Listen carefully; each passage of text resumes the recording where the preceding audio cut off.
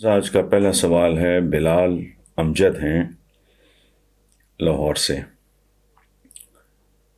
وہ کہہ رہے ہیں جی کہ فیصل آباد میں چند خواتین کے ساتھ زیادتی کا ڈراپ سین ہو گیا۔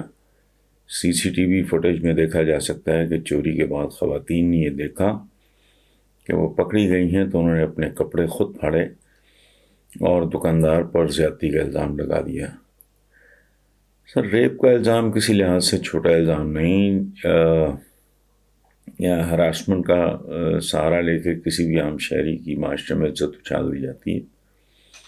آپ اس سارے واقعے پہ عوام کو کیا پیغام دینا چاہیں گے؟ بلال صاحب، اس میں پیغام دینے والی تو بات ہی کوئی نہیں ہے، سوائے اس بات کے کہ انتہا درجے کی احتیاط زندگی میں بہت ضروری ہو گئی ہے، کیونکہ ہم ایک ایسے معاشرے میں رہ رہے ہیں جس میں ہر کسی کا ہاتھ یا دوسرے کی جیب میں ہے یا اس کی پگڑی پر ہے۔ اور ہم تو بات کرتے ہیں نا کہ یہ شوگر مافیا ہے، یہ ڈرگ مافیا ہے، یہ فلاں مافیا ہے، یہ قبضہ گروپ ہے۔ اس ملک میں تو صورتحال پریکٹیکلی یہ ہے، اور اب سے نہیں ہے، کئی سالوں سے میں دیکھ رہا ہوں کہ ریڈی والا بھی معاف کرنے کو تیار نہیں ہے غریب آدمی کو، اور کہتے ہیں نا جی کہ غریب کا استحصال ہو رہا ہے۔ غریب کا سب سے زیادہ استحصال خود غریب کر رہا ہے۔ تو یہ تو بہت بڑا کوئی اگر بہت بڑی سطح پہ کلینزنگ ہو یہ، اور میں اب سے نہیں، گزارش یہ ہے کہ میں پچھلے 7-8 سال سے میں نے یہاں تک مثال دی کہ بھائی پاکستان کی صورتحال ایک ایسی توڑی کی بھوسے کی ایسی گٹھڑی کی طرح ہے، جو گٹھڑی کھل جائے اور آندھی آ جائے اسے کون سمیٹ سکتا ہے۔ اچھا، پھر میں ایک اور مثال دیتا تھا کہ ہمارا اگر ایک جسم سمجھیں ہم اپنے ملک کو، تو نہ اس کی ہڈیاں، نہ اس کے آرگن سلامت ہیں، نہ اس کا بلڈ پریشر نارمل ہے، نہ اس کے گردے ٹھیک کام کر رہے ہیں، نہ اس کا دل ٹھیک بیہیو کر رہا ہے، اس کے لیور کو اپنا کوئی مسئلہ ہو گیا۔ تو یہ بہت میجر سرجری کے بغیر یہ جو ہمارے حکمران، خاص طور پہ یہ جو آج کل ہماری عسکری اور سیاسی قیادت ہے، یہ بہت میں جنرلی میں ان کی نیتوں پہ اور ان کے کوئی نہیں، لیکن یہ اب چھوٹی موٹی گولیوں کا یا ایک دو انجیکشنز کا کیس نہیں رہ گیا۔ ہم نے اس کو وہاں پہنچا دیا جہاں سیریز آف میجر سرجریز درکار ہوں گی، اور یہ بات میں آج سے نہیں کہہ رہا۔ مجھے ایک زمانے میں بڑا طعنہ دیا جاتا تھا کہ جی یہ مایوسی پھیلاتے ہیں، اب لوگوں نے یہ کہنا بند کر دیا ہے۔ پہلے ہر تیسرا آدمی منہ اٹھا کے کہہ دیتا تھا، اب پچھلے 7-8 سال سے سکون ہے لوگوں کو، چونکہ انہیں بات سمجھ آ گئی ہے کہ یہ بندہ درست کہہ رہا تھا۔ سو مشورہ یہی ہے کہ جتنی احتیاط آپ کر سکتے ہیں، جسے کہتے ہیں نا ٹھنڈے دودھ کو بھی پھونکے مارنا، اس طرح کی سچویشن ہے۔ السلام علیکم ویورز، آج کے کالم کا عنوان ہے آہنی ہاتھوں سے ہنائی ہاتھوں تک۔ ہمارا اجتماعی مزاج ہی کچھ ایسا ہے کہ جب تک انتہا کی بھی انتہا نہ ہو جائے، مرض آخری مرحلہ تک نہ پہنچ جائے، سیلاب سر کے اوپر سے نہ گزر جائے، ہم لوگ ریئیکٹ نہیں کرتے۔ حالانکہ نپ دا ایول ان دا بڈ والا محاورہ بچپن سے ہی سن رکھا ہوتا ہے، اور اس کا تازہ اور زندہ ترین ثبوت ہے دہشت گردی۔ جب تک ہزاروں لوگ مر نہیں گئے کوئی ری ایکشن نہیں آیا۔ اچھا، دوسرا ثبوت ہے آبادی کا ایٹم بام ہے، یہ تباہی ہے۔ میرے یہ لفظ یاد رکھیں، میں پچھلے کئی سالوں سے کلپ رہا ہوں کہ بڑھتی ہوئی بے لگام بڑھتی ہوئی غیر متوازن آبادی، آپ سے 24-25 کروڑ سنبھالا نہیں جا رہا، آپ اپنے بچوں کو تعلیم نہیں دے سکتے، آپ اپنے مریضوں کو صحت نہیں دے سکتے، آپ اپنے نوجوانوں کو روزگار نہیں دے سکتے، اور بندگان خدا مالتھس کی تھیوری آف پاپولیشن کے مطابق اگر یہ آبادی کل 30-35 کروڑ پہ جب پہنچے گی تو بندے کو نہیں کھائے گا تو کیا ہوگا، اور یہ کام آلریڈی شروع ہو چکا ہے۔ اچھا بہرحال میں کالم سے ذرا باہر نکل گیا۔ تو یہ ہم لوگ جب تک تباہی مچ نہیں جاتی اس وقت نہیں، جب پیاس سے مرنے لگتے ہیں پھر خیال آتا ہے کنواں کھودنا چاہیے۔ اچھا، تو سانپوں کے نکل جانے پہ لکیریں پیٹنے کا رواج موجود ہے، اور اللہ جانے کب تک موجود رہے گا۔ حیرت ہے کہ اتنا کچھ ہو جانے کے بعد ہمارے لیڈران آج وہ کہہ رہے ہیں جو اشروں پہلے رابرٹ کینیڈی نے کہا تھا۔ رابرٹ کینیڈی نے کیا کہا تھا؟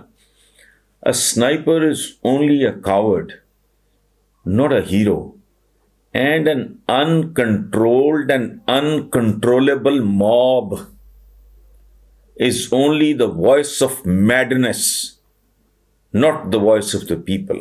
مشتعل ہجوم یعنی جو ہے، اس نے یہ کہا تھا کہ مشتعل ہجوم پاگل پن کی نمائندگی کرتے ہیں، عوام کی نہیں۔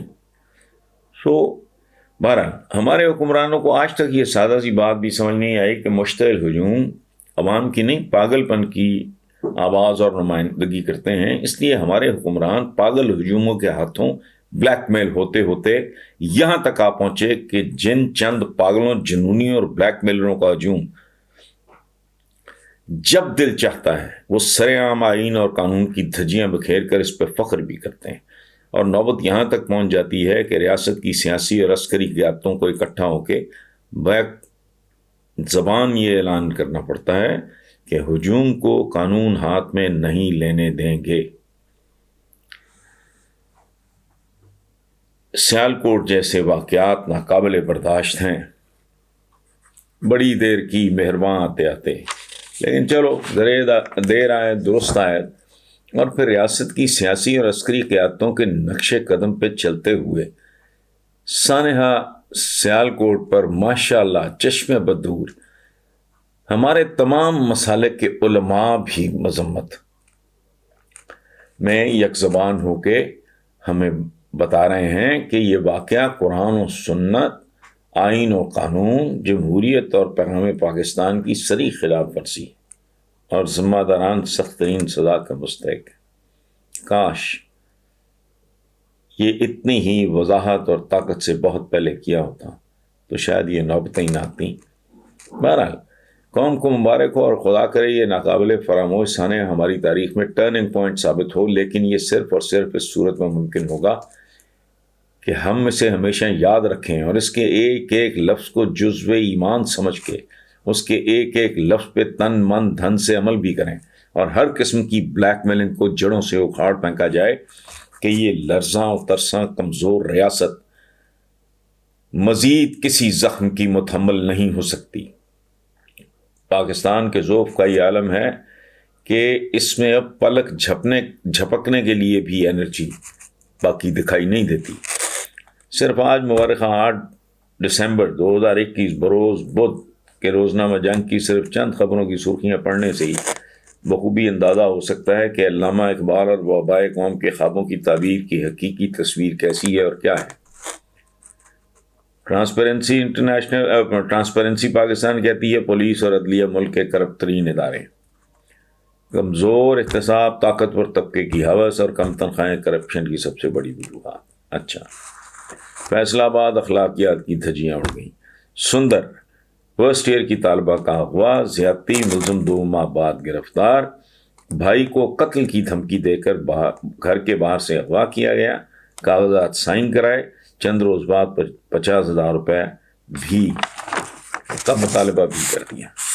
کراچی ماشاءاللہ، کچرا چننے والی خواتین پر شہریوں کا تشدد، انسانیت ایک بار پھر تماشا۔